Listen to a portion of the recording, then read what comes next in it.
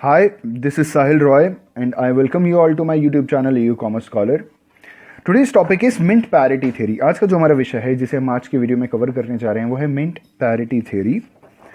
Mint Parity Theory के बारे में बोलते हैं कि when the currencies of two countries, जब दो देश की currencies are on a metallic standard gold और सिल्वर, दो देश हैं, मान लीजिए एक देश है अमेरिका और एक देश है इंडिया, हम अज्यूम कर लेते हैं, और इन दोनों देशों में अगर मेटालिक स्टैंडर्ड प्रिवेल कर रहा है, या तो सिर्फ गोल्ड की करेंसी दोनों देशों में है या तो सिर्फ सिल्वर की करेंसी दोनों देशों में, क्योंकि हम गोल्ड को सिल्वर से कंपेयर नहीं कर सकते, दोनों की वैल्यूज अलग हो जाएंगी। अगर अमेरिका में भी गोल्ड का स्टैंडर्ड चल रहा है, गोल्ड स्टैंडर्ड कॉइन चल रहा है, इंडिया में भी गोल्ड स्टैंडर्ड कॉइन चल रहा है, या अमेरिका में सिल्वर चल रहा है या इंडिया में भी सिल्वर चल रहा है, तो हम यहाँ पे बराबरी की बात कर सकते हैं। The rate of exchange between them is determined on the basis of parity of mint ratios between the currencies of the two countries.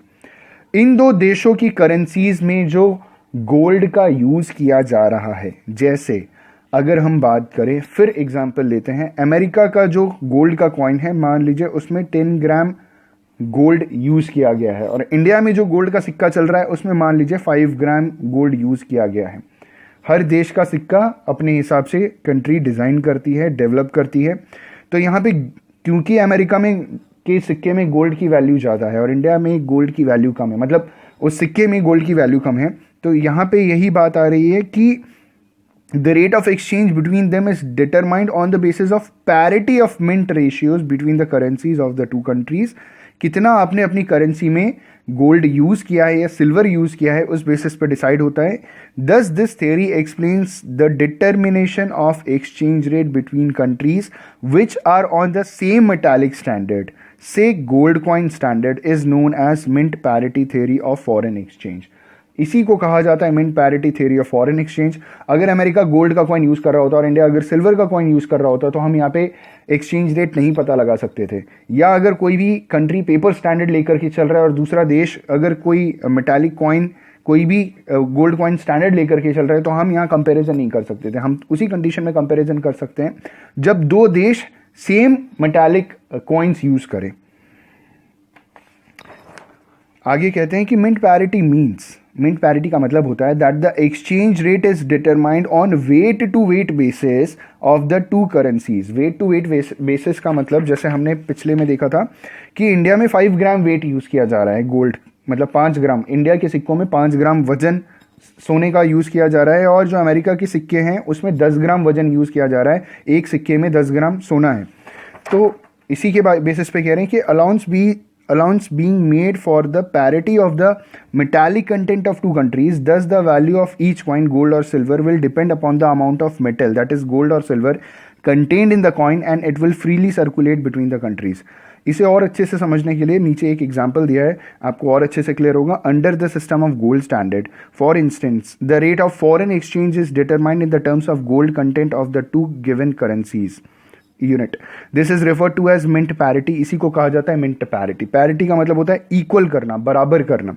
Explanation है, currency A contains 10 gram of gold, currency B contains 5 gram of gold.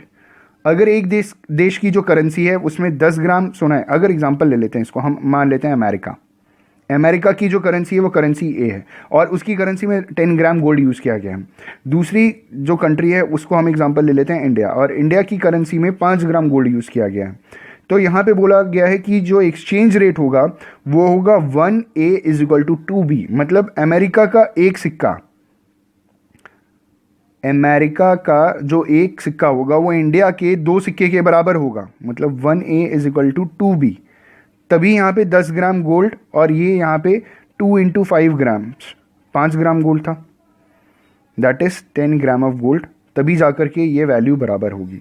तो ये हुआ exchange rate. दो देशों का सिक्कों की quality के ऊपर डिपेंड करता है, उनके अंदर कितना वजन का सोना यूज किया गया है, चांदी यूज किया गया है, उस बेसिस पे डिसाइड किया जाता है। Before World War I, England and America were simultaneously on the full-fledged gold standard. World War I 1914 में स्टार्ट हुआ था और 1918 तक चला था, 1918 में ख़त्म हुआ था। 1914 से पहले इंग्लैंड और अमेरिका साइमल्टेनियसली एक साथ full fledged gold coin use कर रहा था। पाउंड की बात करें, जो इंग्लैंड का पाउंड था उसमें 103.0016 ग्रेन्स ऑफ गोल्ड यूज किया गया था।